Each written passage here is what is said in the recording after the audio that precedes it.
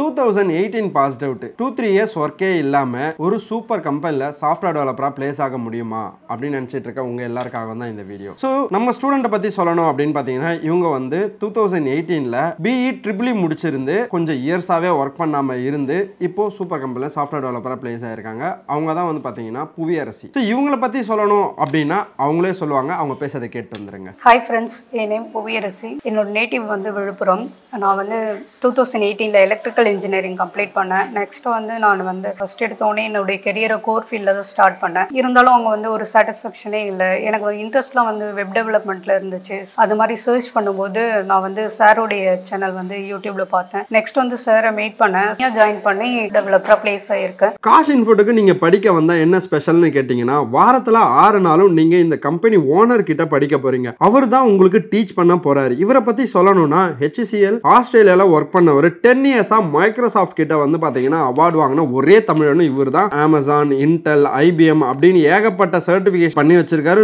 24 years of experience வந்து பார்த்தீங்கன்னா ID இண்டஸ்ட்ரியில் இருக்கு. இவர் மட்டும் இல்லாமல் ஒரு டெக்னாலஜிக்கும் அந்தந்த சப்ஜெக்ட் மேட்டர்ஸ் எக்ஸ்பர்ட் உங்களுக்கு டீச் பண்ணுவாங்க. ஸோ இப்போ அவங்க பேசினதை பற்றி கேட்டிருப்பீங்க. இவங்கள பற்றி சொல்லணும் அப்படின்னா இவங்க நேம் வந்து புவியரசி. 2018ல வந்து பார்த்தீங்கன்னா பிஇ ட்ரிபிள் முடிச்சிருக்காங்க. விழுப்புரத்துலேருந்து வந்தவங்க. இவங்க வந்து பார்த்தீங்கன்னா நம்ம கிட்ட கோர்ஸ் எடுத்து படிச்சிருந்து அந்த கோர்ஸில் வந்து பார்த்தீங்கன்னா நம்ம கொடுத்த எல்லா ப்ராஜெக்ட்ஸுமே பர்ஃபெக்டாக பண்ணி முடிச்சிருக்காங்க. அது இல்லாமல் அவங்க ஓன் இன்ட்ரெஸ்ட்ல இன்னும் நிறைய ப்ராஜெக்ட்ஸ் வந்து பண்ணி முடிச்சிருக்காங்க. ஸோ இந்த மாதிரிலாம் அவங்களோட ப்ராஜெக்ட் பண்ண அந்த கன்சிக்யூட்டிவ்னஸ்னால தான் வந்து பார்த்தீங்கன்னா அவங்களுக்கு இந்த மாதிரி ஒரு ஜாப் வந்து கிடச்சிருக்கு.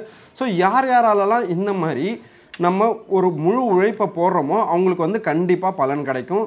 ஸோ இவங்களுக்கும் கிடச்சிருக்கு. நீங்களும் வேலை இல்லாமல் கஷ்டப்பட்டுருக்கீங்களா? உங்களாலையும் சாஃப்ட்வேர் டெவலப்பராக பிளேஸ் ஆக முடியும். தேங்க்யூ. ஸோ நீங்களும் காஷ் இன்ஃபோடெக்கில் படிக்கணும் அப்படின்னு நினச்சிங்கன்னா கூகுளில் காஷ் இன்ஃபோடெக்னு சர்ச் பண்ணி ஃபர்ஸ்ட் ஒரு ரிசல்ட் பேஜில் kashinfotech.com அப்படின்ற நம்ம வெப்சைட்குள்ளே போனீங்கன்னா கோர்ஸ் அப்படின்ற ஒரு பேஜ் போகணும். அந்த பேஜ்குள்ளே நம்ம என்னென்ன கோர்சஸ்லாம் லிஸ்ட் பண்ணியிருக்கோம், நம்மக்கிட்ட என்னென்ன கோர்சஸ் இருக்குது, அதில் என்னென்னலாம் டாபிக்ஸ் நம்ம கவர் பண்ணுறோம், அதுக்கு எவ்வளோ மந்த்ஸ் டியூரேஷன் எல்லாமே நம்ம கொடுத்துருப்போம். அதில் கீழே கொஞ்சம் ஸ்க்ரால் பண்ணி வந்தீங்கன்னா அப்ளை ஃபார் கோர்ஸ்னு ஒரு ஃபார்ம் இருக்கும். அந்த ஃபார்மை நீங்கள் ஃபில் பண்ணுறது மூலமா நீங்கள் ஈஸியாக நம்மக்கிட்ட கோர்ஸ் வந்து எடுத்துக்கலாம். அதே இதில் இன்டர்ன்ஷிப் அப்படின்ற பேஜ் இருக்கும்.